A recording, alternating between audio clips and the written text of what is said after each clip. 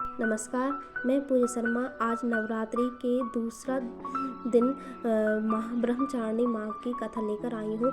माँ दुर्गा की नव शक्ति का दूसरा स्वरूप ब्रह्मचारिणी का है। यहाँ ब्रह्म का अर्थ तपस्या से है। माँ दुर्गा का यह स्वरूप भक्तों और सिद्धों को अनंत फल देने वाला है। इनकी उपासना से तप, त्याग, वैराग्य, सदाचार और संयम की वृद्धि होती है। नवरात्रि की 9 देवियां और उनके बीज मंत्र जानिए। ब्रह्मचारिणी का अर्थ तप की चारणी यानी तप का आचरण करने वाली देवी का यह रूप पूर्ण ज्योतिर्मय और अत्यंत भव्य है। इस देवी के दाएं हाथ में जप की माला और बाएं हाथ में यह कमंडल धारण किए हैं। पूर्व जन्म में इस देवी ने हिमालय के घर पुत्री रूप में जन्म लिया था और नारद जी के उपदेश से भगवान शंकर को पति के रूप में प्राप्त करने के लिए घोर तपस्या की थी। इस कठिन तपस्या के कारण इन्हें तपश्चारिणी अर्थात ब्रह्मचारिणी नाम से अभिहित किया गया। 1000 वर्ष तक इन्होंने केवल फल फूल खाकर बिताए और 100 वर्षों तक केवल जमीन पर रहकर शाक पर ब्रह्मण निर्वाह किया। कुछ दिनों तक कठिन उपवास रखे और खुले आकाश के नीचे वर्षा और धूप के घोर कष्ट सहे। 3000 वर्षों तक टूटे हुए बेलपत्र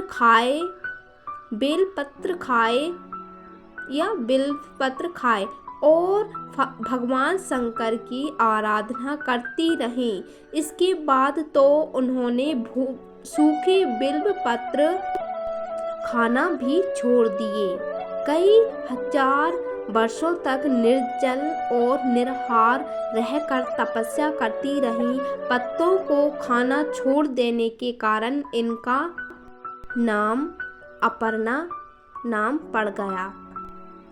कठिन तपस्या के कारण देवी का शरीर एकदम क्षीण हो गया। देवता, ऋषि, सिद्धगण, मुनि सभी ने ब्रह्मचारिणी की तपस्या को अभूतपूर्व पुण्य कृत्य बताया, सराहना की और कहा, हे देवी, आज तक किसी ने इस तरह की कठोर तपस्या नहीं की।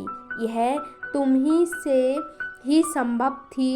तुम्हारी मनोकामना परिपूर्ण होगी और भगवान चंद्रमौली शिवजी तुम्हें पति रूप में प्राप्त होंगे। अब तपस्या छोड़कर घर लौट जाओ। जल्द ही तुम्हारे पिता तुम्हें बुलाने आ रहे हैं। नवरात्रि से पूर्ण होता है नवरात्रि पर्व। पढ़ें विशेष जानकारी। इस देवी की कथा का सार यह है कि जीवन के कठिन संघर्षों में भी मन विचलित नहीं होना चाहिए। माँ ब्रह्मचारिणी देवी की कृपा से सर्व सिद्धि प्राप्त होती है। दुर्गा पूजा के दूसरे दिन देवी के इसी स्वरूप की उपासना की जाती है। जय माँ ब्रह्मचारिणी माता की।